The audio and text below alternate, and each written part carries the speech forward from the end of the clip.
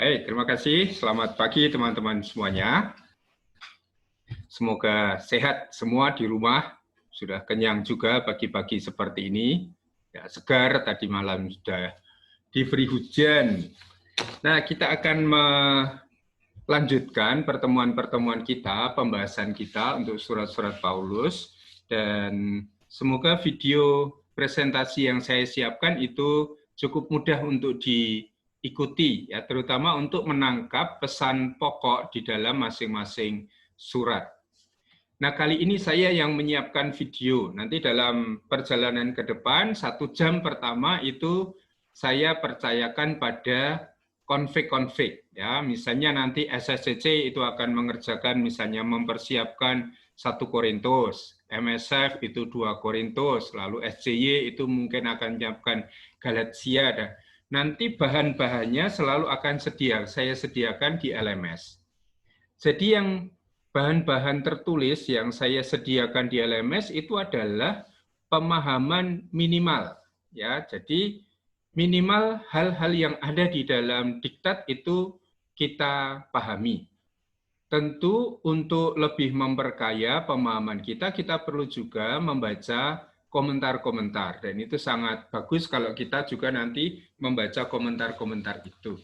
Tetapi untuk bagian presentasi, lebih memperkenalkan jemaat Korintus itu seperti apa, pokok-pokok pastoral atau pokok dogmatik yang dibahas oleh Santo Paulus itu apa, itu nanti yang akan kita presentasikan dalam pertemuan-pertemuan kita ke depan. Oleh karena itu kita akan banyak mempergunakan Zoom meeting. Saya kira ini tidak memunculkan banyak kesulitan untuk kita.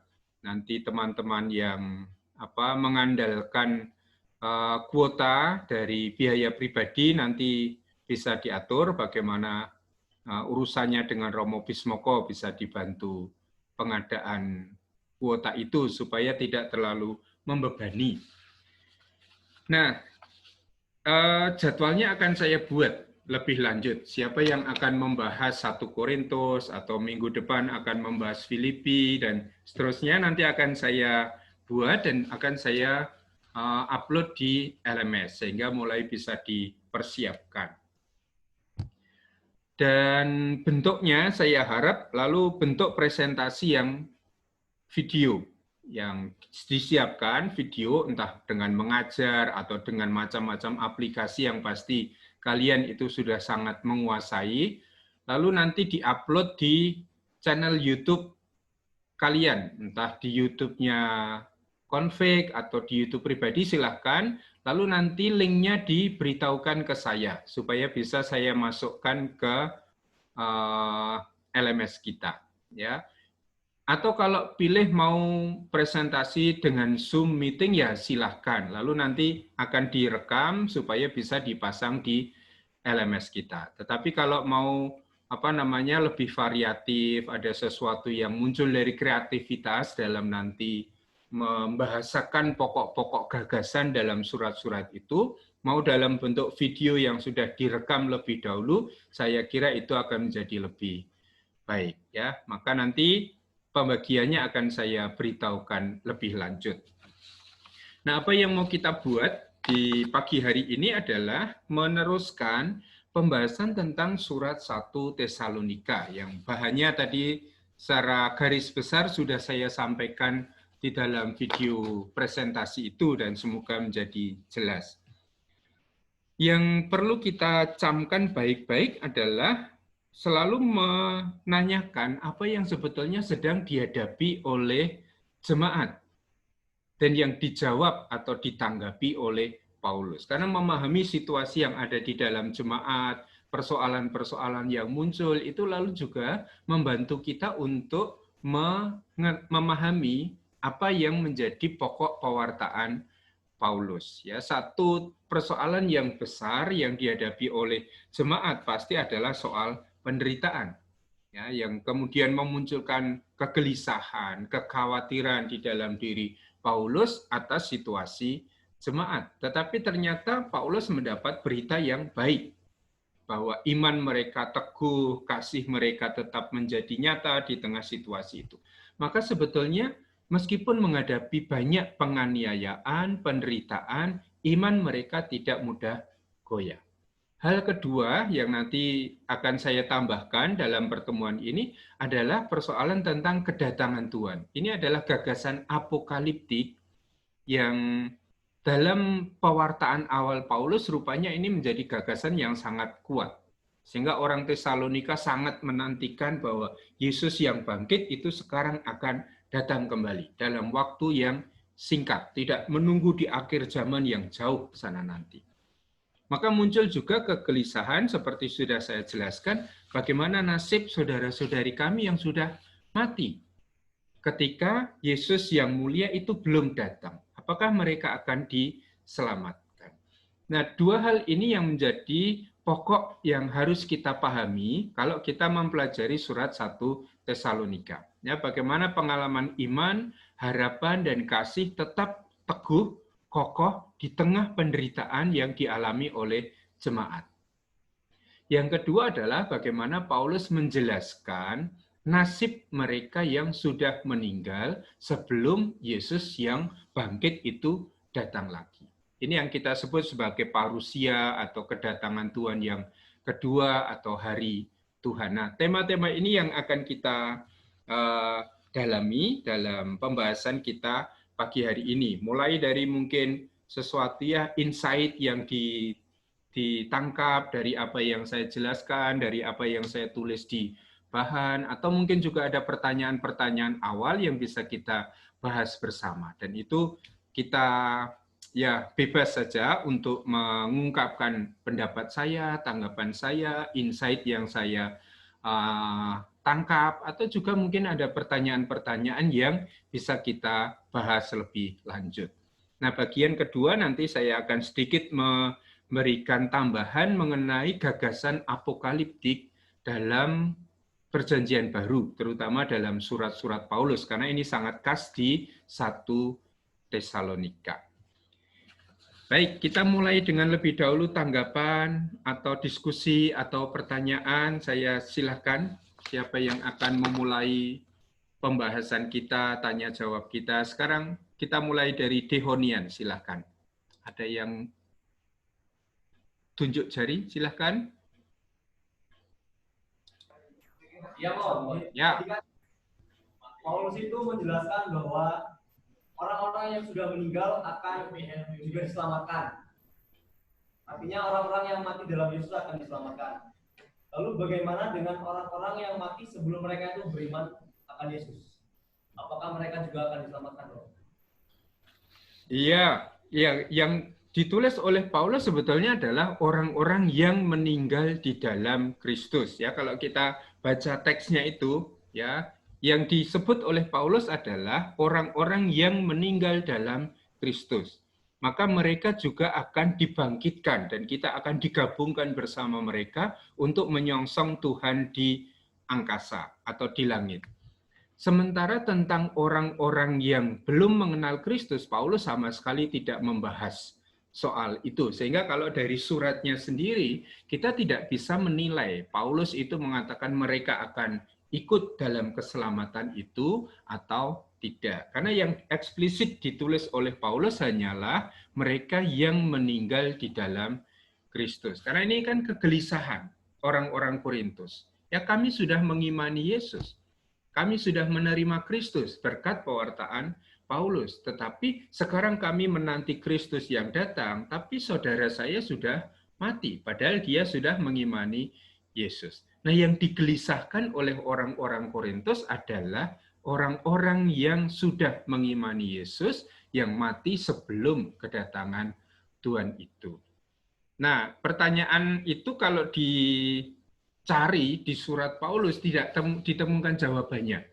Ya, kegelisahan-kegelisahan itu pasti kegelisahan-kegelisahan kita orang zaman sekarang yang selalu bertanya kalau orang itu tidak mengimani Yesus, dia diselamatkan ataukah tidak. Nah, ini yang bisa saya jawab. Saya tidak memahami dan tidak mengenal ada ungkapan-ungkapan dalam surat-surat Paulus yang bicara tentang orang-orang yang tidak mengimani Yesus. Sehingga jawaban saya adalah ini tidak ada di dalam surat Paulus sendiri. Maka itu pasti sudah ya ekstrapolasi kalau kita menjawab soal itu. Artinya jawaban yang tidak bisa ditemukan di dalam surat-surat Paulus. Tidak hanya di 1 Tesalonika, tetapi juga di surat-surat Paulus yang lain. Oke, terima kasih. Atau ada teman yang ingin menanggapi pertanyaan ini? Masih sekitar pertanyaan ini? Masih ada diskusi atau tanggapan lebih lanjut? Silakan.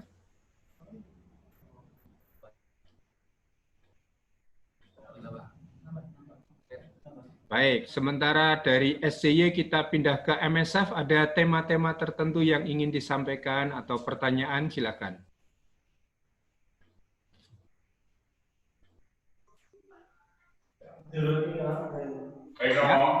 Ya. Ada yang awal ingin kami dalami itu adalah di sini dikatakan bahwa 1 Tesalonika ditulis karena penderitaan dan penganiayaan kepada jemaat. Hal yang ingin saya tanyakan itu sejauh mana penderitaan itu, kan sudah ditulis juga bahwa penderitaan itu dari verbal dan juga yang kekerasan terbuka, kekerasan fisik. Nah, kalau kekerasan fisik itu apakah dulu tidak ada hukumnya? Jadi kalau orang yang menganiaya akan dihukum begitu. Nah, kalau karena Kekaisaran Romawi itu mengatakan untuk mengejar para pengikut Kristus, begitu saya bayangkan berarti jemaat di Tesalonika itu hidup dalam persembunyian atau bagaimana gitu loh. Ya, yang beberapa hal yang bisa ditemukan di 1 Tesalonika sendiri adalah bahwa jemaat sedang mengalami penderitaan, penganiayaan. Nah, penganiayaannya apa? Ini tidak dijelaskan oleh Paulus. Paulus hanya menyebut mereka dianiaya oleh orang Yahudi dan oleh teman-teman sebangsa. Ini yang kita temukan di surat 1 Tesalonika. Jadi penderitaan yang dialami oleh jemaat Tesalonika, baik dari orang Yahudi, dari kelompok Yahudi yang tinggal di Tesalonika, maupun dari kelompok orang-orang Tesalonika sendiri. Kemudian informasi yang lain bisa kita temukan di dalam Kisah Para Rasul. Apa yang menjadi tujuan pokok untuk orang-orang Kristen, untuk Paulus adalah bahwa Paulus itu memberitakan kedatangan seorang raja yang baru. Karena Paulus kan memberitakan Yesus sebagai Kristus, Mesias. Dan dalam benak orang-orang Yahudi, ya kemarin kita bahas bersama Romo Galih itu, yang namanya Mesias itu adalah raja. Sehingga kalau Paulus itu memberitakan kedatangan seorang Mesias, berarti Paulus memberitakan kedatangan seorang raja. Sementara Tesalonika sendiri waktu itu ada di bawah Kekaisaran Romawi secara politis. Sehingga memberitakan hadirnya seorang raja yang baru itu dengan sendirinya lalu akan berbenturan dengan kepentingan politik Romawi. Nah, orang Romawi tidak pernah menerima dengan suka hati orang yang menyatakan diri sebagai Mesias. Ya, saya kira dalam pembahasan Injil-Injil sinoptik saya selalu akan membahas itu. Yang mengaku diri sebagai Mesias itu bukan hanya satu orang. Kalau ingat videonya Romo Galih yang menyatakan diri sebagai Mesias itu kan antara lain Simon Barkoba, ada Yehezkiel, orang-orang yang sebetulnya sejaman dengan Yesus. Dan orang-orang Romawi itu tidak pernah memberi kelonggaran bagi orang-orang yang menyebut diri sebagai Mesias. Ya, gerakan-gerakan yang dipimpin oleh orang yang menyebut diri sebagai Mesias praktis langsung dihancurkan, termasuk oleh Pontius Pilatus pada zaman Yesus itu. Sehingga kalau sekarang orang-orang menuduh Yesus itu, menuduh Paulus itu mewartakan seorang raja yang baru, nah ini pasti membenturkan Paulus kelompok Kristiani dengan orang-orang Romawi. Nah, bagaimana tanggapan orang Romawi, sikap orang Romawi pada gerakan-gerakan seperti ini? Ya, gerakan-gerakan orang yang mau mengadakan perlawanan dengan menyebut diri sebagai kelompok yang dipimpin oleh seorang Mesias, ini tanggapannya selalu negatif. Artinya gerakan-gerakan itu akan langsung ditumpas oleh orang Roma. Maka dari masyarakat Tesalonika sendiri lalu muncul tuduhan bahwa Paulus dan gerakannya dan orang-orang Kristen ini adalah gerakan-gerakan yang sifatnya subversif. Artinya membawa atau menghadirkan seorang raja yang baru. Ini secara politis. Di dalam Kisah Para Rasul juga muncul penolakan orang-orang Tesalonika untuk menyembah kaisar. Kita ingat salah satu kekasan dalam tata politik maupun religius Romawi adalah yang kita sebut sebagai kultus kultus imperial, ya, penyembahan terhadap kaisar yang dianggap sebagai dewa. Dan ini praktis orang Romawi, orang Tesalonika tidak mau. Mereka menolak. Nah, penolakan ini membawa serta juga lalu konflik dengan orang-orang setempat, orang Tesalonika yang sudah hidup dalam kultur Romawi yang menyembah kaisar sebagai dewa. Nah, ini informasi yang saling melengkapi. Kalau di dalam surat Tesalonika kita hanya mengetahui jemaat mengalami penderitaan. Karena apa? Karena kekerasan yang dilakukan oleh orang Yahudi maupun orang-orang Tesalonika sendiri. Nah, bentuk kekerasannya itu muncul karena apa? Diketahui lewat Kisah Para Rasul. Ya, jadi Kisah Para Rasul lalu menjelaskan dua hal ini. Satu, mereka dituduh subversif karena mereka Paulus itu memberitakan raja yang baru. Yang kedua adalah penolakan orang-orang Kristen untuk masuk dalam suatu kultus yang namanya kultus imperial itu. Nah, apakah orang-orang Romawi itu akan membiarkan dalam situasi Paulus ternyata terjadi kekerasan itu? Ketika Paulus ada di Tesalonika, Paulus sudah mengalami kekerasan itu dari pihak orang-orang Yahudi di sana.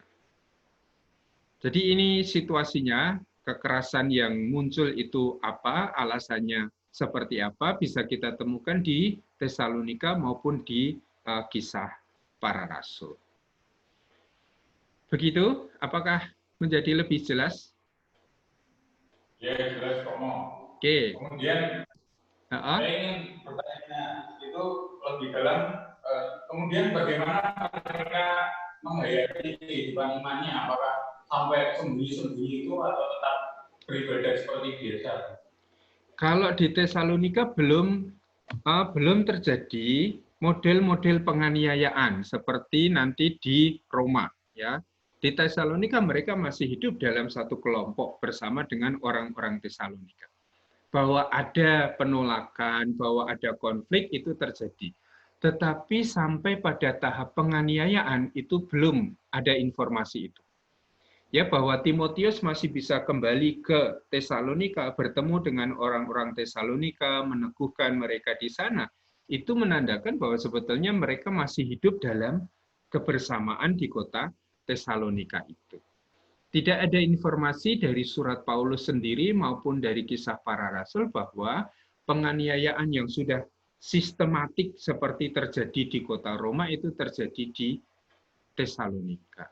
Jadi kemungkinan besar mereka masih hidup dalam kesatuan masyarakat Tesalonika, meskipun mereka sekarang sudah menjadi satu kelompok yang relatif terpisah dari masyarakat Tesalonika karena penerimaan akan iman akan Yesus itu. Tetapi kalau penindasan dalam arti seperti yang terjadi di Roma sehingga mereka harus sembunyi-sembunyi, kita belum menemukan informasi itu, baik di Kisah Para Rasul maupun di surat-surat Paulus. Oke, masih ada tanggapan tentang hal ini? Atau teman Dehonian, silakan. SCY.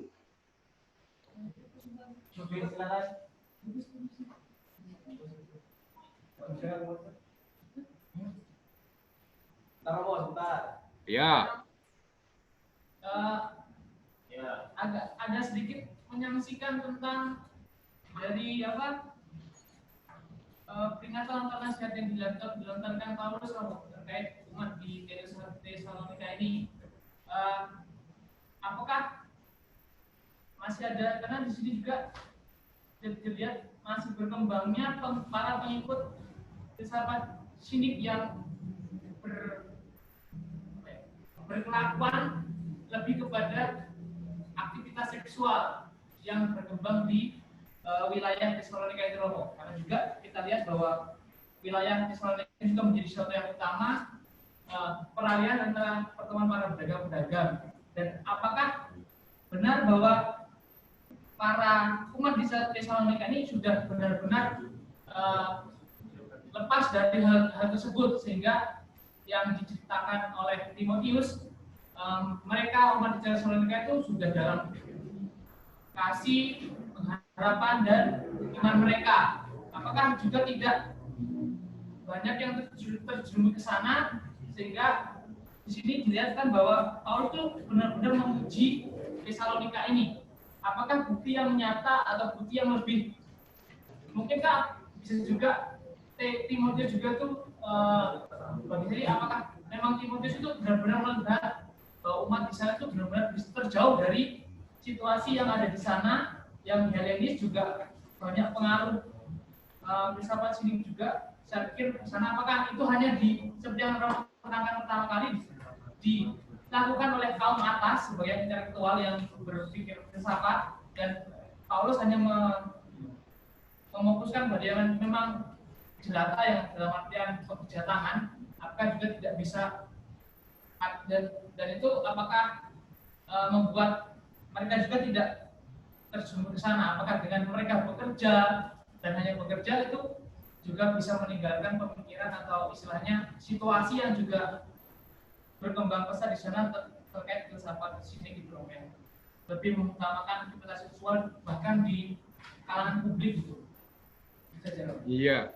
Ya, kalau kita langsung mencermati bab 4 itu muncul tanda bahwa orang yang sudah menjadi Kristen pun tidak serta-merta langsung terbebas dari aktivitas-aktivitas yang oleh Paulus dianggap ini aktivitas yang menyeleweng, ya. Maka di situ di bab 4 itu kan nasihat supaya hidup kudus. Dan salah satu nasihat bagaimana cara mereka hidup kudus sesuai dengan kehendak Allah adalah dengan menghindari percabulan. Ya, percabulan ini termasuk juga percabulan yang memang percabulan yang ya memang hasrat seksual, lalu pelacuran, atau percabulan yang memang dilakukan dalam konteks ritus peribadatan. Kita ingat ya, ada istilah pelacur-pelacur suci di dalam tradisi Yunani. Ketika orang beribadah di satu tempat ibadat tertentu, kadang-kadang yang melayani adalah imam-imam perempuan. Ya, tanya, bagaimana ya besok nasib saya? Lalu ada nubuat-nubuat, ada apa namanya, ramalan-ramalan. Dan seringkali ramalan-ramalan itu juga dibuat di dalam suatu ritus religius yang melibatkan di sana sebetulnya adalah hubungan seksual. Dan ini akan selalu dihadapi oleh Paulus di dalam semua kota yang dia layani di dalam wilayah Yunani itu. Yang paling keras nanti teguran-teguran seperti ini adalah kepada orang-orang di Korintus, itu pasti.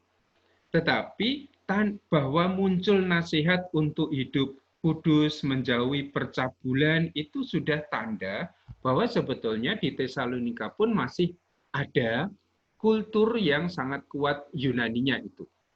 Percabulan, entah percabulan yang memang komersial atau percabulan yang memang muncul dalam konteks peribadatan suci itu. Sehingga meskipun sudah menjadi orang-orang Kristen, tidak bisa dibayangkan bahwa mereka langsung akan meninggalkan kebiasaan orang-orang Yunani itu. Meskipun yang kenal filsafat sinik itu adalah kelas atas, tetapi yang namanya filosofi, falsafah, itu pasti tidak hanya mempengaruhi kelas atas, tetapi juga mempengaruhi kehidupan kelas bawah juga. Memang lalu konsentrasinya beda. Kalau kelas atas itu konsentrasinya sehari-hari adalah berfilsafat, kalau kelas bawah itu ya akan dengan pekerjaan atau dengan agama itu. Tetapi toh dalam praktek agama pun seringkali juga diwarnai dengan filsafat-filsafat itu. Dan tradisi Yunani, tradisi Romawi itu tidak lepas dari bentuk-bentuk peribadatan yang melibatkan hubungan-hubungan seksual seperti itu. Maka kita tidak bisa membayangkan bahwa begitu menjadi Kristen, lalu orang Tesalonika meninggalkan semua tradisi Helenis, meninggalkan filsafat, alam pikir Helenis ditinggalkan begitu saja, itu tidak mungkin. Kalau itu terjadi, Paulus tidak perlu menegur mereka, menasihati mereka untuk menjauhkan diri dari percabulan. Ya, kalau di SCY itu tidak ada teman yang keluar dari konflik selama masa corona ini, Romo Rektor tidak akan pernah mengingatkan, jangan keluar-keluar ya, brother. Karena semua sudah di dalam. Kalau orang-orang Tesalonika itu sudah terhindar dari percabulan, Paulus tidak perlu mengingatkan mereka. Contohnya, iman mereka itu sudah menjadi nyata, sudah menjadi kokoh. Maka Paulus mengatakan, tidak perlu saya menambahkan sesuatu. Tidak perlu saya menulis. Tetapi karena ada sesuatu yang masih terjadi dan itu kurang, soal percabulan tadi, di bab 4 Paulus masih mengingatkan mereka soal itu. Kesimpulannya apa? Meskipun mereka sudah menjadi Kristen, tidak serta-merta orang-orang ini lalu terbebas dari tradisi, dari filsafat, dari alam pikir orang-orang Tesalonika. Jadi dalam kultur Helenis yang waktu itu sangat kuat di Tesalonika. Maka itu nanti bisa kita lihat di bab 4 ayat 3 itu terutama itu, karena inilah kehendak Allah, pengudusanmu, yaitu supaya kamu menjauhi percabulan. Ini bukti bahwa orang-orang Kristen di Tesalonika pun masih ada dalam situasi ini. Nah, nanti yang sangat kuat teguran untuk menjaga hidup kudus, menjauhi percabulan itu paling kuat itu di Korintus, karena Korintus ini kota pelabuhan yang ya maaf ya tidak merendahkan pelabuhan, tetapi situasi hidup pelabuhan itu memungkinkan juga munculnya banyak percabulan dalam bentuk komersialisasi aktivitas seksual itu. Tapi yang dimaksud oleh Paulus pasti tidak hanya yang komersial ya, tetapi juga yang selama ini hidup di dalam lingkup peribadatan yang sudah mereka kenal, tradisi-tradisi Yunani, ya, peribadatan dalam pelayanan-pelayanan oleh mereka yang disebut sebagai imam-imam wanita yang kadang-kadang juga menawarkan ritus seksual sebagai bagian integral dari penyembahan kepada dewa-dewi tertentu itu. Itu yang saya tahu. Ada tambahan dari teman yang lain tentang panggilan untuk hidup kudus. Ini panggilan yang maka di dalam video juga saya katakan ini cukup aneh ya, bahwa semuanya pujian, imannya dipuji, lalu kasihnya dipuji, pengharapannya pun dipuji, tetapi ada sesuatu yang akan ditambahkan oleh Paulus, tetapi nasihatnya itu bicara soal hidup kudus. Padahal biasanya Paulus itu kalau menasihati sesuatu pasti berdasarkan pada apa yang tadi sudah dia bahas. Tapi ini berarti tanda bahwa di situ ada percabulan dan orang-orang Tesalonika masih terlibat di dalam aktivitas-aktivitas itu. Baik, ada yang lain atau tanggapan tentang soal-soal yang sudah kita bahas? Fando, silahkan. Baik, terima kasih Romo. Dalam penjelasan Romo dalam video, khususnya 1 Tesalonika bab 2 ayat 9. Yeah. Sementara kami bekerja siang malam, supaya jangan menjadi beban bagi siapapun juga di antara kamu, kami memberitakan Injil Allah kepada kamu. Di sini Romo, saya mau menanyakan, di sini umat di Tesalonika itu, maksudnya Paulus tidak menggantungkan diri kepada umat di Tesalonika. Mereka apa yang mereka buat itu untuk mencukupi kebutuhannya dan kelompoknya. Di sini kebutuhan itu yang menjadi pertanyaan, kebutuhan iman atau kebutuhan ekonomi, Romo. Karena hal yang mencukupi kebutuhan Paulus dan kelompoknya itu. Terima kasih, Ram.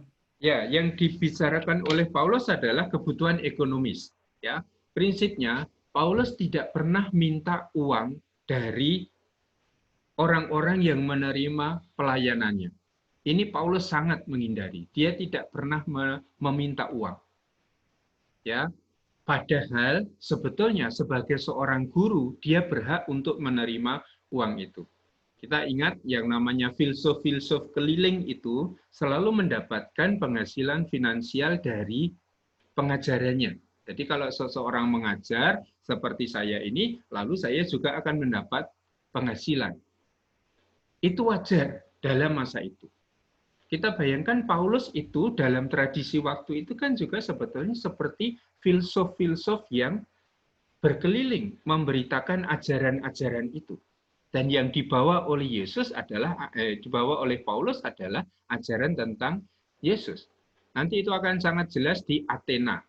Ya, para filsuf di Athena minta supaya Paulus memberitakan kepada mereka ajaran baru yang dibawanya itu. Dan sebagai guru sebetulnya Paulus berhak untuk menerima uang, upah dari orang-orang yang dilayani. Tapi ini Paulus tidak buat. Jadi Paulus sama sekali tidak pernah meminta bayaran dari pemberitaan Injil itu.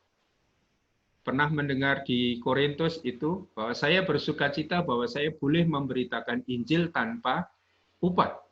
Upahku adalah boleh memberitakan Injil tanpa upah. Jadi sama sekali Paulus tidak meminta bayaran. Maka nanti Paulus juga akan dibandingkan dengan rasul-rasul yang lain. Guru-guru yang lain yang mendapat bayaran dari pengajarannya itu. Nah, karena dia tidak minta bayaran, lalu Paulus harus bekerja dengan tangan sendiri. Dan ini sangat ditekankan di Galatia, sangat ditekankan di Tesalonika. Dari kisah para rasul lalu kita kenal apa pekerjaan Paulus. Dan pekerjaan Paulus itu adalah membuat tenda. Nanti dia akan bekerja dengan Priska dan Aquila cukup lama di kota Korintus untuk mencukupi kebutuhannya. Sehingga yang tadi dimaksud oleh Paulus, dia bekerja dengan tangannya sendiri untuk mencukupi kebutuhan kami, itu terutama adalah kebutuhan finansial. Nah, Paulus lalu menjadikan dirinya sebagai contoh.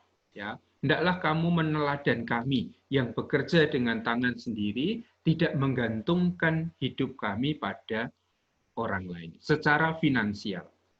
Nah, ini ada alasan penting mengapa Paulus meminta supaya mereka juga bekerja seperti Paulus bekerja. Nah, kaitannya nanti pasti dengan penantian akan kedatangan Yesus. Ya, yang akan sangat jelas nanti di 2 Tesalonika.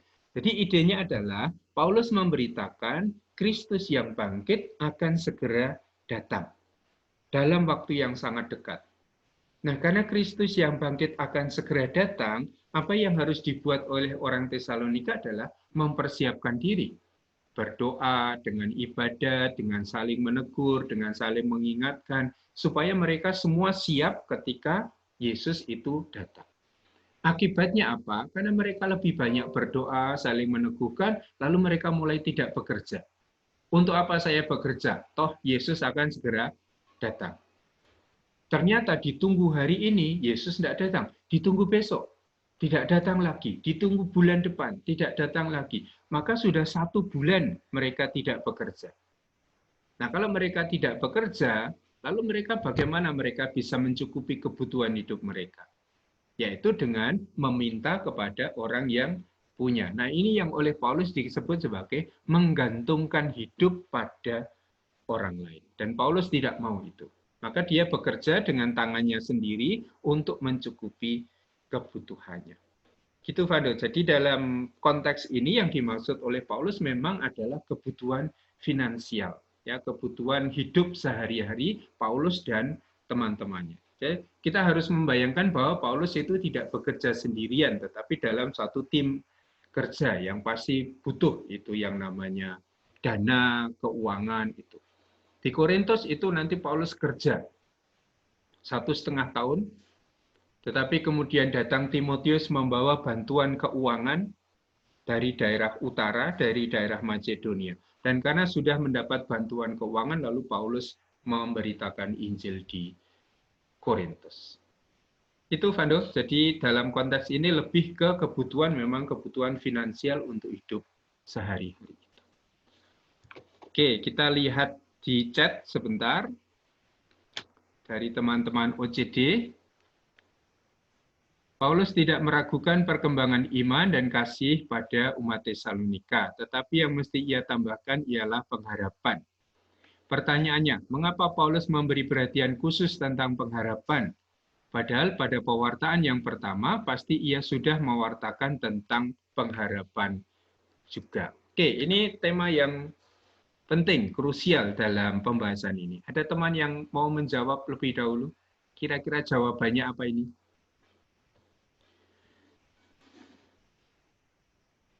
Siapa yang mau mencoba? Tetangga rumah saya, Cek Seser. Wih, ini kalian kuliah di mana ini? Kebun mana ini? Ya, silakan teman-teman Cek Seser punya jawaban. Paulus kan sudah bicara tentang pengharapan. Sekarang mengapa dia harus bicara lagi tentang pengharapan itu? Menambahkan sesuatu yang kurang di dalam iman, yaitu soal pengharapan itu. Baik, terima kasih Romo. Kalau menurut saya dalam pewartaan Paulus kepada umat Tesalonika yang lebih mengutamakan pewartaan dalam pengharapan, karena kita lihat dalam pembukaan surat pertama Tesalonika itu salah satu situasi yang dihadapi oleh jemaat adalah penderitaan dalam rupa penganiayaan. Disitulah mulai muncul kekhawatiran dari Paulus yang mungkin dalam perjalanan waktu umat di Tesalonika itu akan mengalami kekeringan iman atau meninggalkan imannya pada Yesus Kristus. Dari situlah ya hal yang menjadi motivasi bagi Paulus untuk selalu memberikan pengharapan. Dengan salah satu cara dia mengutus Timotius kepada umat Tesalonika. Dan apa yang dilakukan oleh Paulus itu sungguh memberikan sesuatu atau memberikan kabar yang baik ketika dalam cerita atau video tadi diceritakan bahwa Timotius kembali kepada Saulus dan memberikan kabar bahwa umat di Tesalonika itu tetap mempertahankan iman kepada Yesus Kristus. Jadi menurut saya, Paulus selalu mengutamakan pengharapan dalam karya penginjilannya itu karena ada penderitaan atau penganiayaan yang terjadi kepada umat Tesalonika. Terima kasih, Rom. Oke, terima kasih. Jadi 3 hal yang dibahas oleh Paulus ya, iman, harapan, dan kasih. Itu urutan yang biasa dipakai oleh Paulus. Iman, harapan, dan kasih. Kalau kita lihat penjelasan di Galatia, urutannya seperti itu di Tesalonika. Urutannya iman, harapan, dan kasih, atau dibalik oleh Paulus. Yang pertama adalah soal pekerjaan iman. Yang kedua itu adalah soal kasih. Yang ketiga itu soal harapan. Kalau biasanya urutannya A, B, C. A, B, C. Tiba-tiba A, C, B. Orang pasti sudah harus bertanya, ada apa ini? Nah, yang A itu iman, ini sudah baik, sudah oke, tidak akan saya bahas. Tentang kasih, ini sudah baik, sudah oke, tidak akan saya bahas. Yang tertinggal itu adalah soal pengharapan. Dan Paulus pun mengatakan, kamu sudah memiliki yang namanya ketekunan pengharapan. Jadi sebetulnya sudah baik. Tetapi ada sesuatu yang kurang, yang mau ditambahkan dalam pengharapan itu. Nah, mengapa pengharapan itu dikatakan oleh Paulus kurang? Ya, teman saya tadi mengatakan mungkin karena yang dihadapi adalah penganiayaan, sehingga lalu putus asa, lalu merasa berbeban berat, merasa tidak semangat lagi dalam mengikuti Yesus, sehingga Paulus berusaha untuk meneguhkan pengharapan mereka. Baik, ini satu alternatif dari teman CSSR. Ada alternatif yang lain mengapa Paulus merasa perlu untuk menambahkan sesuatu yang kurang dalam pengharapan mereka. Silakan. Masih ada tentang pengharapan? Ya, silakan. Dari teman Cek Cesar masih? Ya, silakan. Terima kasih, Romo. Ya, tadi dikatakan juga soal adanya kebingungan atau keraguan orang soal kedatangan Tuhan, bahwa kira-kira bagaimana dengan orang yang sudah meninggal, apakah akan bertemu Tuhan.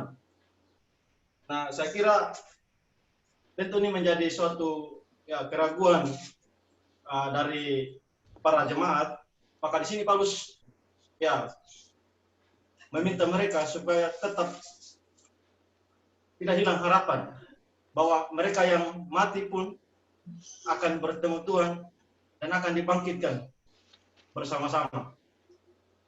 Jadi saya kira itu salah satu alasan mengapa Paulus meminta mereka juga untuk tetap berharap bahwa mereka yang mati pun akan bertemu Tuhan. Tidak hanya yang hidup. Oke. Ya, itu kemungkinan yang kedua, dan persis ini konteks pembicaraan Paulus tentang pengharapan. Jadi Paulus tidak meragukan pengharapan dalam arti iman orang Tesalonika di tengah penganiayaan itu. Tetapi yang sedang menjadi pemikiran Paulus adalah kekhawatiran mereka akan nasib orang-orang Kristen yang sudah mati sebelum Yesus yang bangkit itu datang lagi. Karena mereka berpikir, loh, kalau mereka mati sebelum Yesus bangkit itu datang lagi, berarti mereka tidak ikut diselamatkan. Mereka tidak ikut dibangkitkan bersama Kristus seperti yang diwartakan oleh Paulus. Nah, ini yang mereka oleh Paulus dipahami sebagai pengharapan yang kurang. Ya, masih ada sesuatu yang kurang di dalam imanmu yang harus saya tambahkan. Maka kekhawatiran mereka terutama muncul dari keprihatinan mereka. Bagaimana nasib saudara-saudari kami yang sudah mati sebelum Yesus itu datang. Nah, kalau konteks pembicaraannya Paulus tentang pengharapan memang lebih pada soal kedatangan Tuhan ini. Bagaimana nasib mereka yang mati sebelum kedatangan Tuhan. Apakah mereka diselamatkan atau tidak. Nah, Paulus meneguhkan pengharapan itu dengan mengatakan, jangan kalian pikir kita akan mendahului mereka. Mereka yang sudah mati dalam Kristus itu akan dibangkitkan. Dan kita akan bersama-sama dengan mereka menyongsong Tuhan di angkasa. Maka apa yang masih menjadi sesuatu yang kurang dalam pengharapan orang Tesalonika tentang nasib orang-orang yang sudah mati sebelum kedatangan Kristus, dijawab oleh Paulus di bab 4 itu. Ya, jadi konteksnya lebih pada kekhawatiran orang-orang Tesalonika akan nasib saudara-saudari yang sudah mati sebelum Yesus datang. Ini untuk jawaban teman siapa tadi? OCD ya, yang bertanya soal itu. Jadi mengapa yang diwartakan di sini lebih soal pengharapan yang ditambahkan karena konteksnya seperti itu. Apakah menjadi jelas untuk teman OCD atau ada tanggapan lebih lanjut? Oke, kita geser chatting kita ke teman-teman SSCC. Pewartaan Paulus di Tesalonika kebanyakan kepada orang-orang kecil, misal seperti petani. Apakah Paulus tidak memiliki niat untuk mewartakan Injil kepada orang-orang yang kaya atau yang berstatus sosial tinggi? Bukankah lebih baik ketika Paulus mewartakan Injil kepada orang sombong dan keras hati supaya mereka memperoleh keselamatan? Mengapa orang kaya atau yang berstatus sosial tinggi harus dimarginalkan? Ya, ini soalnya adalah metode Paulus di dalam pemberitaan Injil. Dia selalu datang ke sinagoga. Dan yang ada di sinagoga itu pasti bukan hanya orang yang miskin. Tetapi di situ juga ada orang-orang yang kaya. Kalau misalnya dibayangkan Ketika Paulus datang ke kota Filipi misalnya, lalu ketemu dengan orang atau wanita yang menjual kain ungu, ya, penjual kain ungu dari Tiatira itu. Namanya siapa itu? Siapa yang ditemui, wanita yang ditemui oleh Paulus di Filipi? Hah? Lydia. Nah, Lydia. Itu penjual kain ungu. Dan dia bisa menyediakan dana untuk Paulus dan teman-temannya. Berarti Lydia itu bukan seorang yang miskin. Hanya tadi saya katakan di dalam video, sebagian besar yang menjadi anggota jemaat Kristiani yang didirikan oleh Paulus memang adalah orang-orang miskin. Dari mana kita tahu bahwa sebagian besar anggota jemaat Tesalonika miskin? Dari seruan-seruan Paulus terutama untuk bekerja dengan tangan mereka sendiri. Sekali lagi ini kita tempatkan dalam satu mentalitas masyarakat Helenis waktu itu.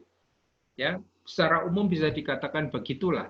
Yang di atas, yang dianggap kelas atas itu adalah orang yang berfilsafat, ya, menggunakan kecakapan akalnya untuk beretorika. Sejarawan-sejarawan yang menulis itu adalah orang-orang kelas atas. Sementara orang-orang yang lebih bekerja dengan tangannya sendiri sebagai petani, sebagai tukang, sebagai juga seperti Paulus sebagai tukang pembuat tenda, itu adalah orang-orang yang dalam kultur Helenis itu adalah kelas yang ada di bawah. Sehingga tidak ada kesan bahwa Paulus memarginalkan orang kaya di situ. Paulus nanti akan ketemu dengan Priska dan Aquila, orang-orang Yahudi di Roma yang kemudian tinggal di Korintus, dan mereka itu adalah orang-orang yang berada. Paulus itu nanti akan ketemu dengan Filemon, dan dia mengutus Onesimus untuk kembali ke Filemon. Dan Onesimus itu semula adalah budak Filemon. Sehingga Paulus itu juga bergaul dengan orang-orang kaya, tuan-tuan seperti Filemon ini. Beberapa wanita yang ditegur oleh Paulus, ya, termasuk Sintike itu di Filipi, itu jelas orang yang berkuasa atau punya pengaruh di Filipi, di kota itu. Dan secara ekonomis itu juga mempunyai dana yang cukup untuk mendukung hidup Paulus dan teman-teman misionarisnya waktu itu. Sehingga dari surat Paulus sendiri tidak ada kesan bahwa Paulus ini menyingkirkan kelompok kaya. Contohnya nanti kalau di pembahasan surat-surat Korintus, sebagian besar anggota jemaat itu juga dari kelompok kelas bawah. Maka Paulus mengatakan, coba kalian ingat ketika pertama kali kalian menjadi percaya. Ketika pertama kali kamu menjadi orang Kristen, berapa banyak yang kaya? Berapa banyak yang berpengaruh? Berapa banyak yang pandai bisa berfilsafat? Artinya tidak banyak. Kesimpulannya apa? Jemaat di Korintus pun sebagian besar itu terdiri atau terbangun dari orang-orang yang sebetulnya ada di kelas bawah. Tetapi bahwa Paulus bergaul dengan orang-orang kaya itu juga tidak menampakkan kesan bahwa Paulus itu mengeksklusikan mereka, menyingkirkan orang kaya atau memarginalkan orang kaya. Pernah tidak Paulus itu lalu berbicara kepada orang-orang kelas atas, filsuf-filsuf ini? Ada enggak contoh di dalam surat Paulus, di dalam kisah para rasul, bahwa Paulus itu juga bergaul dengan filsuf-filsuf ini? Ya, yang paling jelas itu di Athena. Dia dibawa ke Areopagus itu untuk ketemu dengan filsuf-filsuf Athena, untuk berbicara di hadapan mereka tentang ajaran baru yang dibawa oleh Paulus. Tetapi Paulus pun begitu selesai dari Athena menyadari, oh ternyata memberitakan Injil dengan berfilsafat, sebagaimana dibuat oleh orang Yunani, itu tidak bisa. Maka selesai dari Athena, dia akan masuk ke Korintus, dan Paulus mengatakan, saya tidak berfilsafat. Ya, saya tidak memberitakan hikmat manusia. Yang saya beritakan adalah hikmat Kristus yang tersalib. Nah, itu besok kita bahas ketika kita membaca Korintus. Jadi tanggapan saya lebih ke situ. Paulus tidak menunjukkan kesan bahwa dia mengeksklusikan atau memarginalkan orang-orang kaya. Tetapi siapa yang secara konkret nyata itu tergabung dalam komunitas Paulus, memang sebagian besar itu adalah kelompok orang-orang kelas menengah ke bawah. Begitu teman OCD, apakah menjawab persoalan dan juga teman SSCC tadi? Ya. Ya, silakan. Ada tanggapan lebih lanjut?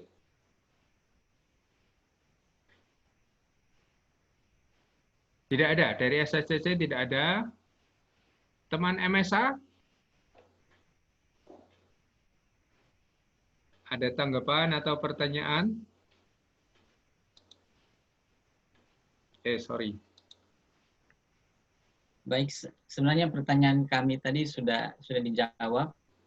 Yang dari teman kami MSF, itu yang tentang situasi, dalam situasi ketegangan, konflik yang terjadi pada jemaat di Tesalonika, itu antara lain bagaimana mereka mewartakan iman mereka, atau bagaimana mereka berkumpul dalam mengungkapkan iman mereka. Apakah dalam situasi seperti itu, apakah mereka berkumpul di sinagoga, atau di tempat-tempat tertentu, atau di rumah-rumah tertentu, itu yang berkaitan dengan pergumulan atau situasi yang terjadi saat itu. Tapi tadi juga sudah dijelaskan oleh Romo bahwa situasi atau ketegangan yang mereka alami tidak sejauh yang terjadi di misalnya di Roma, yang akhirnya pada jemaat-jemaat itu dikejar atau dianiaya. Tapi mereka juga masih bisa punya kesempatan untuk di mana untuk bisa berkumpul dan lain sebagainya. Dan akhirnya saya melihat bahwa pergumulan mereka itu lebih pada pilihan iman mereka. Yang tadi juga Romo sudah jelaskan tentang bagaimana mereka diperhadapkan dengan kedatangan Yesus yang kedua kali, lalu mereka menantikan itu yang saya lihat jadi pergumulan dalam kehidupan jemaat Tesalonika. Itu yang tadi juga sudah dijawab oleh Romo tadi. Sebenarnya itu yang ingin kami tanyakan. Itu saja Romo, terima kasih. Ya, terima kasih. Jadi bagaimana mereka hidup dalam satu kesatuan itu pasti sangat singkat ya. Seperti Paulus itu ada di Tesalonika itu kan hanya 3 minggu. Sehingga ketika Paulus pergi dari Tesalonika, jemaat ini memang masih jemaat yang sangat muda. Sementara mereka menghadapi penolakan dari orang Yahudi, menghadapi penolakan juga dari orang-orang Tesalonika. Dan rupanya salah satu kebiasaan Paulus adalah membiarkan jemaat itu tumbuh di dalam lingkup keluarga yang kuat di situ. Jadi di Tesalonika ada satu keluarga yang menjadi nukleus, yang menjadi inti dari jemaat itu. Nanti ketika Paulus pergi atau sebelumnya Paulus sudah ada di Filipi, yang dibuat oleh Paulus juga sama.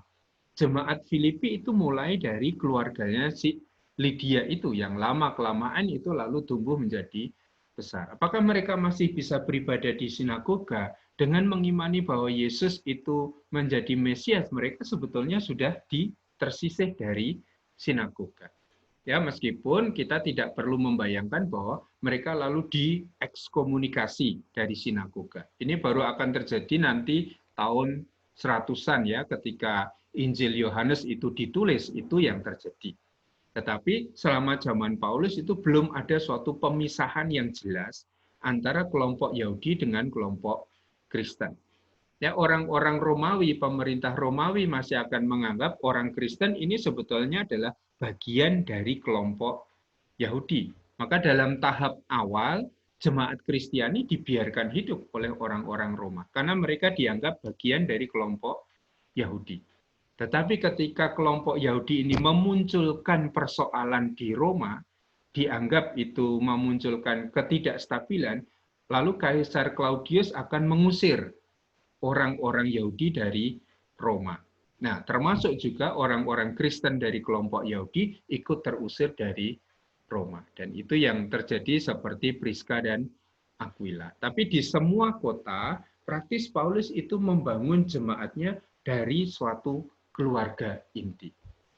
Maka ini yang kemudian menjadi inti dari jemaat di setiap kota yang kemudian semakin lama ini ternyata menjadi semakin besar. Sehingga kalau kita perhatikan surat kepada Filemon pun meskipun itu tampaknya surat kepada pribadi, ternyata surat itu ditujukan untuk jemaat, untuk gereja yang ada di rumah Filemon itu. Berarti Filemon, istrinya, anak-anaknya, juga budak-budak yang dimiliki oleh Filemon. Dan rupanya ini justru ya gereja awal kita justru tumbuh dari keluarga-keluarga yang memang sejak awal menjadi motor penggerak hidup jemaat yang didirikan oleh Paulus itu. Kita ingat juga bahwa belum ada orang-orang hebat ya di zaman Paulus dalam arti pastor, dalam arti orang yang dibekali dengan pemahaman iman kan belum ada. Bayangkan saja Paulus itu hanya 3 minggu di Tesalonika, lalu harus pergi meninggalkan Tesalonika. Dan jemaat yang masih sangat muda, masih bayi itu harus bergulat dengan imannya. Bahkan juga harus bergulat dalam pertentangan, penganiayaan dengan orang-orang di sekitar. Maka justru kalau kita melihat gerak hidup gereja perdana ini, lalu kita mempunyai kekaguman yang luar biasa bahwa sebagai jemaat yang baru tumbuh, mereka dikatakan bertahan dalam iman, menjadi nyata di dalam kasih, juga kokoh di dalam pengharapan tadi. Ya, ini tanggapan saya untuk satu hal tadi, mereka memang tidak serta-merta terpisah dari sinagoga, tetapi juga tidak bisa lagi terintegrasi secara utuh ke dalam peribadatan di sinagoga itu. Maka lalu pusat-pusat jemaat Kristiani itu tidak ada di sinagoga, tetapi ada di keluarga-keluarga itu. Oke, terima kasih. Masih ada yang lain? Wicak mungkin dari jauh sana. Ya, Romo, terima kasih. Mungkin yang ingin saya tanyakan agak terkait dengan apa yang telah ditanyakan Vando mengenai pekerjaan yang dilakukan Paulus. Karena dalam video maupun dalam PDF di LMS yang saya lihat tuh, Paulus juga mewartakan Injil sekaligus melakukan pekerjaan tangan. Lalu, apakah teladan Paulus dalam bekerja ini juga memiliki korelasi, Romo, atau keterkaitan dengan surat 2 Tesalonika mengenai peringatan Paulus, barang siapa yang tidak bekerja, janganlah ia makan. Terima kasih, Romo. Iya, ya. Kalau kaitannya memang itu. Mengapa Paulus mengatakan di 2 Tesalonika, barang siapa tidak bekerja, janganlah ia makan. Kalau kita ingat ya, Paulus itu menulis surat untuk menjawab persoalan di jemaat. Kalau Paulus mengatakan, barang siapa tidak bekerja, janganlah ia makan. Kira-kira apa persoalan di tengah jemaat? Apa persoalan yang sedang terjadi sehingga Paulus mengatakan, barang siapa tidak bekerja, janganlah ia makan. Persoalannya adalah Banyak orang yang tidak bekerja, Romo. Tidak mau bekerja. Mengapa mereka tidak mau bekerja? Karena menanti kedatangan Tuhan, Romo. Karena mereka sedang ada dalam penantian akan kedatangan Tuhan yang tidak di akhir zaman nanti, tetapi sekarang ini, sangat dekat. Dan itu yang menjadi alasan mengapa Paulus selalu menjadikan dirinya sebagai contoh. Bahwa saya juga bekerja dengan tangan saya sendiri supaya jangan menggantungkan hidup pada orang lain. Nah, konteks yang muncul di Tesalonika memang seperti itu. Jadi banyak orang menantikan kedatangan Tuhan sehingga malas bekerja, tidak mau bekerja, menggantungkan hidup pada orang lain. Nah, Paulus mau mengatakan tetap harus bekerja. Maka di bagian terakhir, di bab 4, ayat 12 dan seterusnya itu, lalu Paulus mengatakan, ya, Yesus yang bangkit memang akan datang. Tetapi tentang hari dan saatnya, tidak ada yang tahu. Karena hari Tuhan itu akan datang seperti pencuri pada waktu malam. Yang diminta oleh Paulus adalah siap sedia, berjaga-jaga. Nah, sambil siap sedia, sambil berjaga-jaga, mereka toh harus menjalani hidup ini. Harus juga punya penghasilan untuk bisa mencukupi kebutuhan mereka. Maka Paulus mengatakan tetap orang harus bekerja. Contohnya siapa? Contohnya saya. Meskipun saya itu tugasnya adalah memberitakan Injil, tetapi siang malam saya bekerja dengan tangan saya sendiri. Oke, terima kasih Vita. Ada yang lain lagi? Ada pertanyaan? Masih ada pertanyaan? Baik. Ya? Ada Romo. Ya, silakan. Cek saya. Terima kasih. Pertanyaan pertama saya, kalau dalam penginjilan di jemaat di Tesalonika kan Paulus itu berteman dengan Silas. Ya. Dalam penginjilan. Lalu kenapa Paulus mengutus Timotius, bukan Silas yang harus diutus? Karena kalau kita lihat sebenarnya yang paling Paulus harus mengutus Silas karena Silas adalah teman seperjalanan dalam pewartaan Injil di Tesalonika. Pertanyaan saya pertama. Pertanyaan kedua, apakah setelah pengutusan Timotius ke Tesalonika, lalu dia melihat situasi umat yang sangat baik dengan mempertahankan iman akan Yesus Kristus, lalu apakah sampai di situ saja tidak ada tantangan lain? Apakah setelah itu mereka tetap beriman, ataukah mereka kembali ke situasi awal jemaat di Tesalonika? Lalu pertanyaan ketiga, mengapa Paulus tidak menulis surat kepada jemaat di Berea? Karena diceritakan dalam video tadi, itu Paulus Tesalonika, ia bergeser ke Berea. Kalau saya tidak salah dengar, itu dia mengalami pengusiran dari jemaat di Tesalonika, orang-orang yang besar, orang-orang yang kedudukan atas, sehingga dia lari ke Berea. Lalu jemaat di Tesalonika kan tak beriman akan Yesus Kristus. Lalu kenapa dia tidak menulis surat itu kepada jemaat di Berea? Terima kasih, Romo. Ya, yang pertama, dalam perjalanan misi yang kedua, ketika Paulus juga melayani umat di Tesalonika ini, menyeberang sampai ke daerah Yunani, ini Paulus memang awalnya berjalan bersama Silas. Ya, ketika Paulus pecah kongsi dengan Barnabas dengan Yohanes Markus, lalu Paulus berjalan bersama dengan Silas ke Tarsus, lalu ke kota kecil itu, Derbe, Iconium, Listra di sana, di Asia Kecil. Nah, ketika Paulus sampai di Derbe, Paulus dan Silas itu bertemu dengan Timotius. Dan sejak saat itu Timotius itu disunat, lalu Timotius berjalan bersama dengan Paulus dan Silas. Ya, jadi sejak di Derbe sebetulnya mereka ini sudah paling tidak kelompok intinya Paulus ada 3 orang ini. Jadi Paulus sendiri, kemudian Silas dan Timotius. Pasti dalam perjalanan nanti akan muncul lagi ada orang yang namanya Epafras. Dan ada masih banyak teman yang ditulis namanya oleh Paulus dalam surat-suratnya. Sehingga sebetulnya sudah sejak awal di Asia Kecil, Timotius sudah bersama dengan kelompoknya Paulus.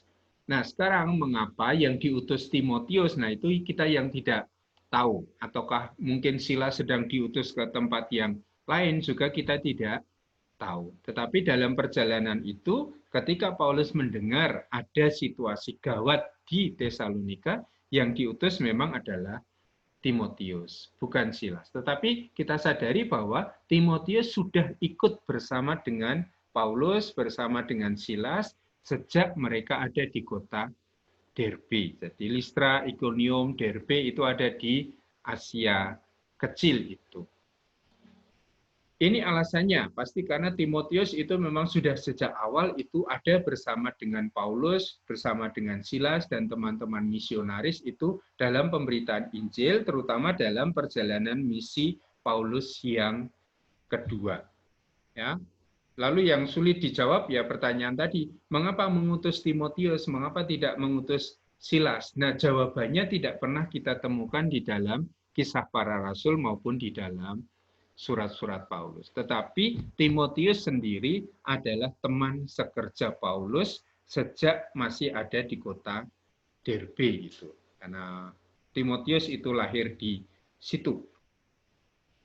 Lalu yang kedua, apakah tidak ada tantangan lain? Ya, lalu apakah jemaat itu tetap akan mengalami situasi seperti itu?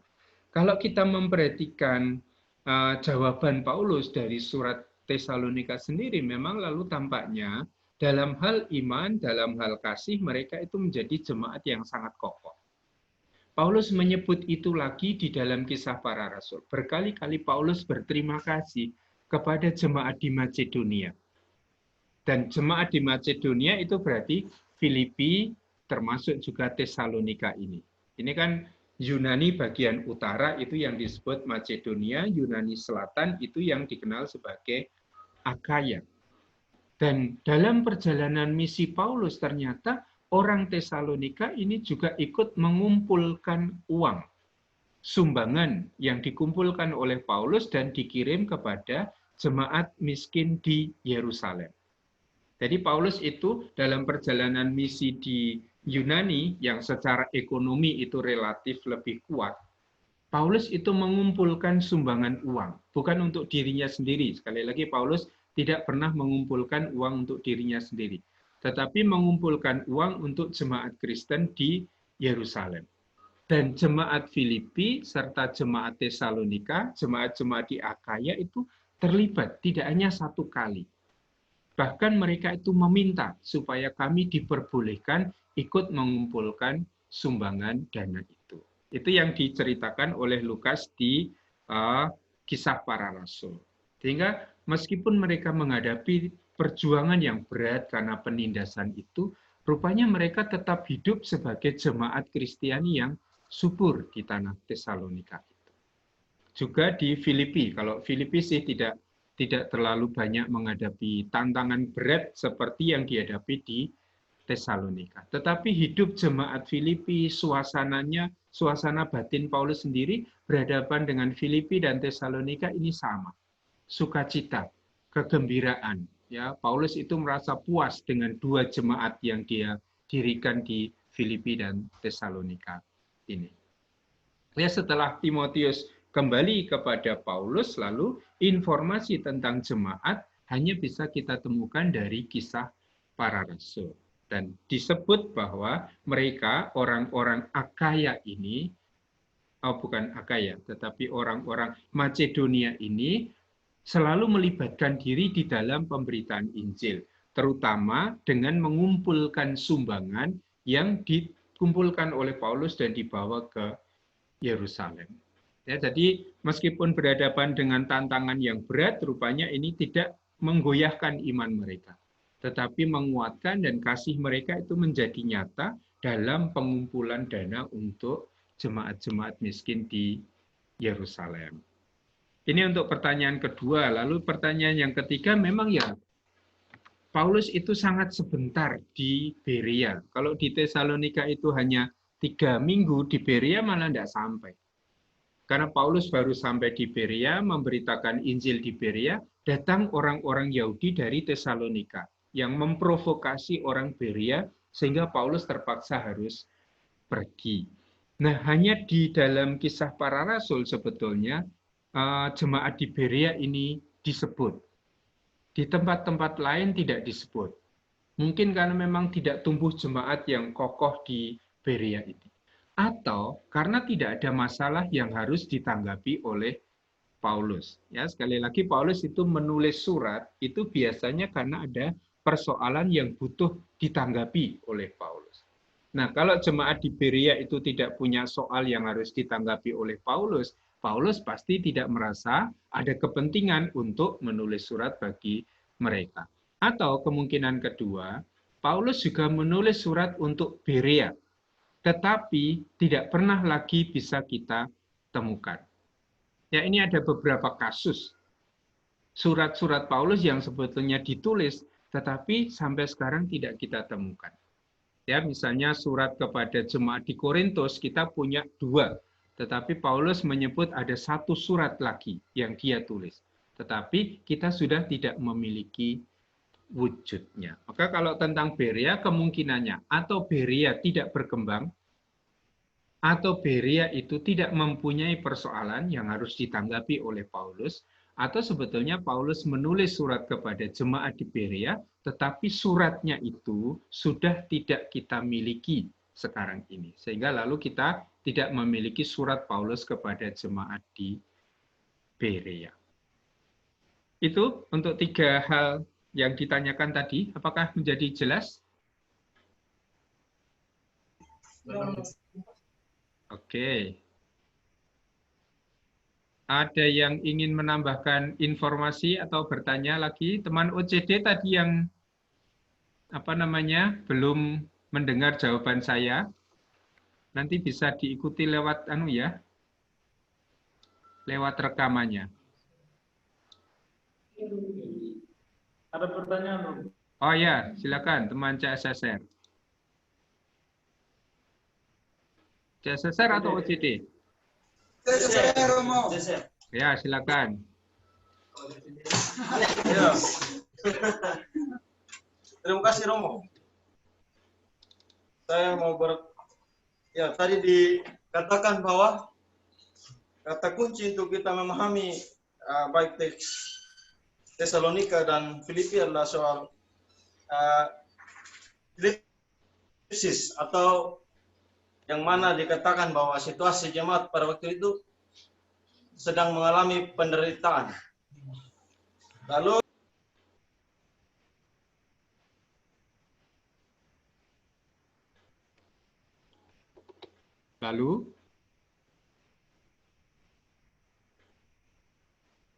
tidak terdengar.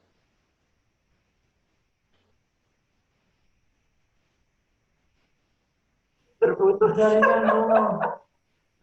Ya, nanti sambung lagi. Oke, kita lewati. Ada teman yang lain yang ingin berpendapat atau mengajukan pertanyaan, diskusi, silakan. Ada pertanyaan? Ya, silakan.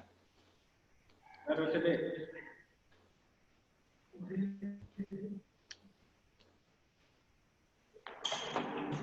Ya, ini pertanyaan di luar dari konteks umat di Tesalonika. Tapi ini berkaitan dengan pribadi Paulus, Romo.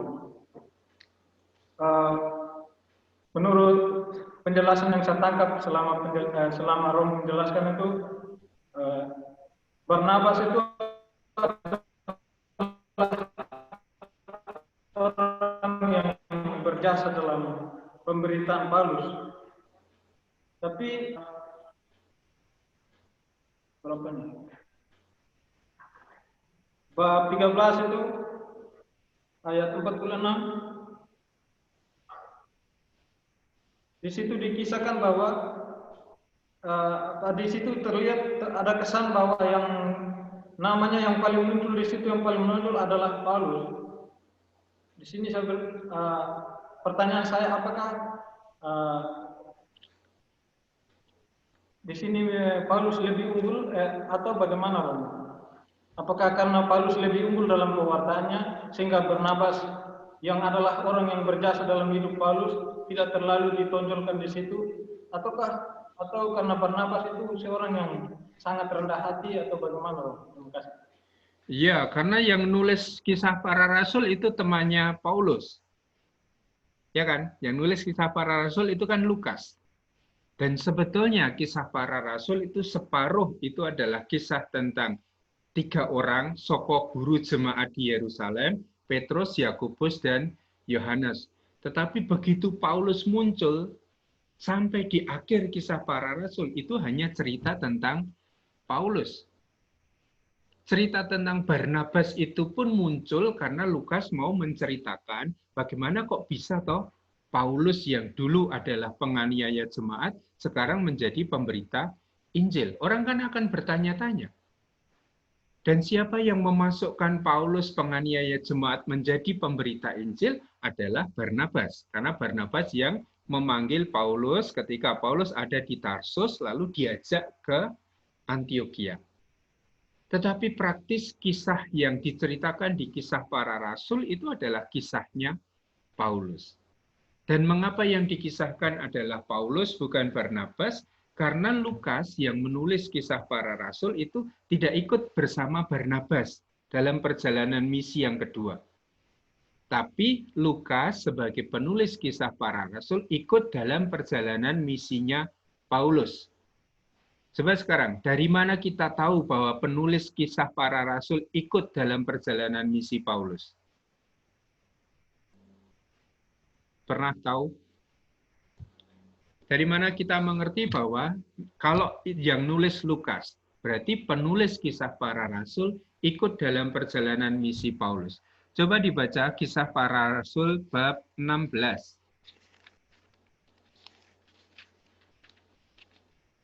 Ketika Paulus akan menyeberang ke Makedonia.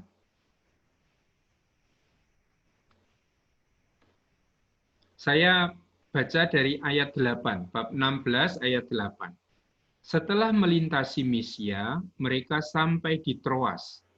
Mereka, ya, kata yang digunakan sebagai subjek adalah mereka, berarti Paulus, Silas, dan teman-temannya itu. Pada malam harinya, tampaklah oleh Paulus suatu penglihatan. Ada seorang Makedonia berdiri di situ dan berseru kepadanya katanya, menyeberanglah kemari dan tolonglah kami.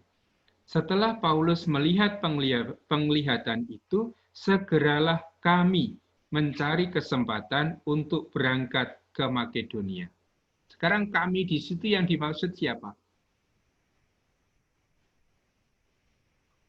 Kalau disebut kami, berarti penulis kisah para rasul itu ada dalam kelompoknya Paulus.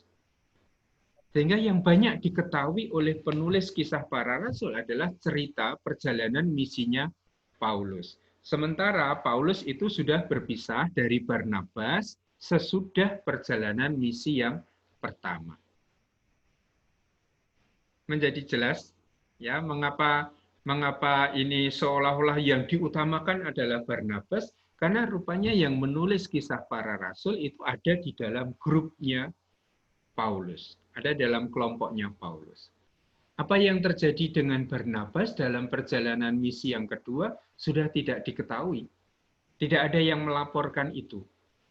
Karena Lukas sebagai penulis kisah para rasul ada di dalam grupnya Paulus, kelompoknya Paulus sampai ketika menyeberang ke daerah Makedonia itu.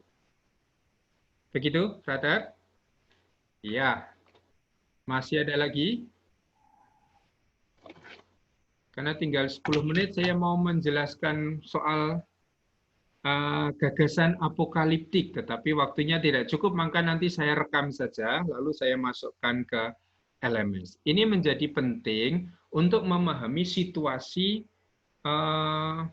jemaat perdana yang dilayani oleh Paulus.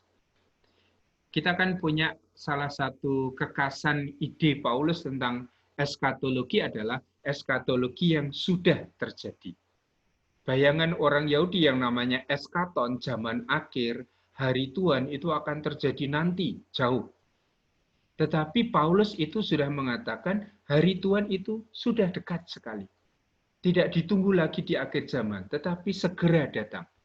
Dan inilah yang tadi ditangkap oleh orang-orang Tesalonika. Oh, Yesus yang bangkit mulia akan segera datang lagi. Nah, eskatologi yang sudah present, sudah hadir, inilah yang diperkembangkan oleh Paulus dan nanti akan sangat diperkembangkan oleh penginjil Yohanes. Maka ini salah satu tema yang saya merasa harus kita pahami, maka saya akan memberikan penjelasan tambahan, karena ini juga melatar belakangi persoalan tadi tentang pengharapan yang ada di tengah-tengah jemaat Tesalonika. Sementara pembahasan tentang apokaliptik dan sastra apokaliptik yang lengkap nanti akan dijelaskan oleh Romo Valen nanti di tingkat 4 gitu, ada kuliah apokaliptik. Tapi untuk pembahasan awal saya mau menjelaskan lebih dahulu soal apokaliptik itu. Hanya karena waktunya pasti sudah tidak mencukupi, lalu nanti saya rekam saja di video lalu saya pasang di LMS. Baik, kita menghabiskan waktu untuk diskusi kita. Masih ada pertanyaan atau insight atau hal yang mau disampaikan? CSSR, ya silakan. Ya, silakan. Tanya. Ya, CSSR, silakan. Romo, Oke. maaf tadi ada kesalahan jaringan. Ya. Mengulang pertanyaan yang tadi. Tentang slipsis tadi. Oke.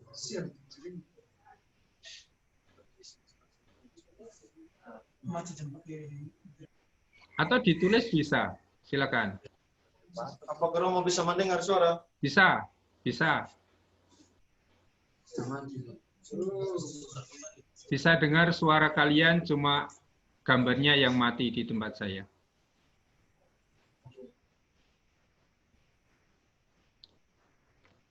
Ini gimana rumah kami berdekatan tetapi malah saling berjauhan.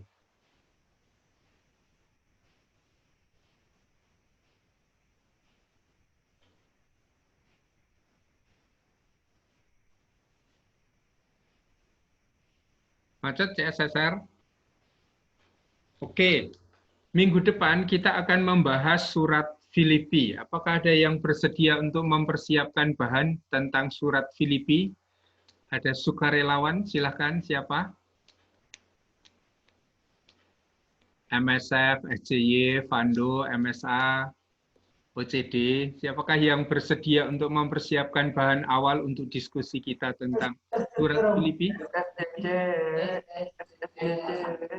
SSCC? Ya. Oke, semua setuju SSCC ya?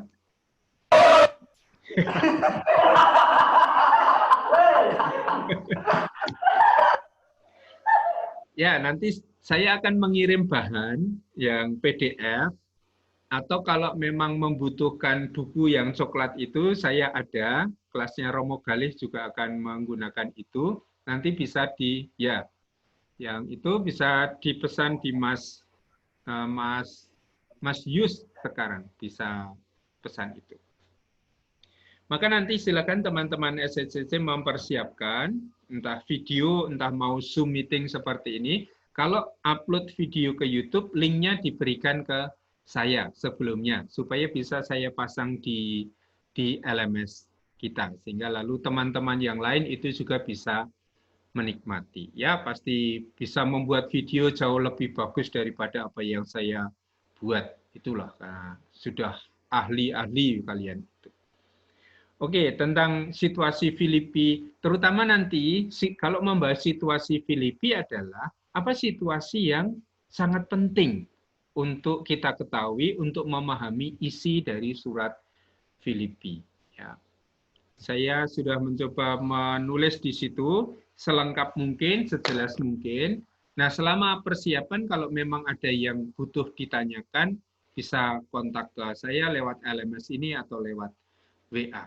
Ya, nanti teman-teman SSCC silakan mempersiapkan itu. Begitu teman-teman. Sambil menunggu CSSR yang masih kesulitan, kita akhiri saja pertemuan kita dengan menutup supaya nanti kalau mereka datang kelas kita sudah kosong. Baik, mari kita akhiri dengan tanda kemenangan Kristus dalam nama Bapa dan Putra dan Roh Kudus. Amin. Terima kasih, sampai ketemu lagi. Terima kasih Romo. Terima kasih. Romo.